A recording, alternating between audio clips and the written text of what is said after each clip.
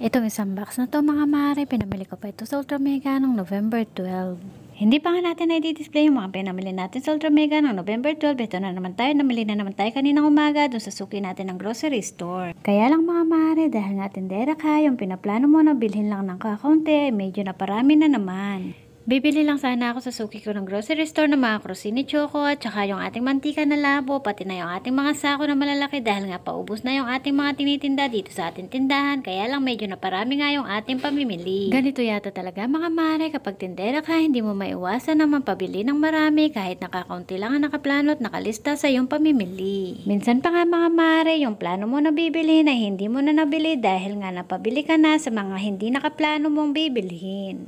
Nagtaka talaga ako bakit meron akong ganito sa aking mga pinamili dun sa suki ko ng grocery store. So baka napahalo yung kasunuran ko, yung nauna sa akin na sa counter.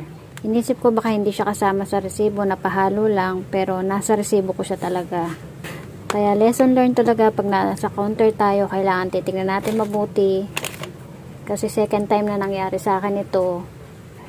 Hindi ko ito dinampot, lalo na itong clover kasi meron pa ako at medyo naging slow moving sa akin yung clover. Baka kasi abutan ng expiration yung mga stock ko dito na natitira. Kaya hindi nga muna talaga kumuha ng clover. Plus ito, kakabili ko lang nitong ganito sa Pure Gold ng isang araw. Yung spicy seafood skirts.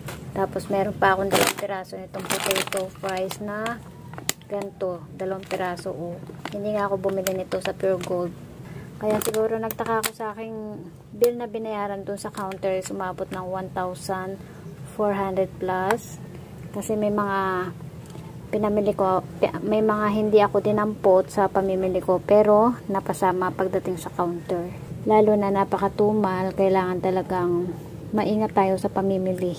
So hindi ko na ibabalik ito kasi mag-e-effort pa. So ibebenta ko na lang dito sa aking tindahan, no choice naman tayo. Lalo na bukas wala akong balak na mamili. Kung meron man siguro bukas, baka magpabili lang ako ng sagirilyo sa aking anak. Ang masaklap pa nga sa pagiging tindera mga mare, bili tayo ng bili, kaya lang pagdating ng bahay ay hindi na nga natin nagagawang ayusin agad ang mga ito. Dahil hindi lang naman tayo tindera mga mare, kundi nanay din tayo. Kaya sa araw-araw nating pamumuhay mga mare, napaka-busy natin. Kaya minsan kahit na gustuin man natin mag-relax mga mare, hindi na rin natin magawa dahil sa araw-araw ay meron tayong kailangan tapusin. Sa isang negosyo mga mare, hindi sa lahat ng oras ay taglakas dahil dumarating din tayo sa tagtumal, lalo na sa panahon ngayon mga mare, napakatumal.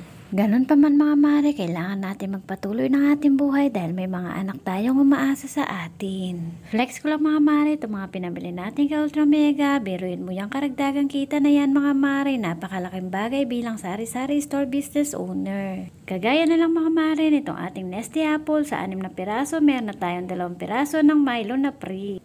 Bilang small business owner mga mare, sa maliit na halagang karagdagang kita mga mare, napakasaya na natin.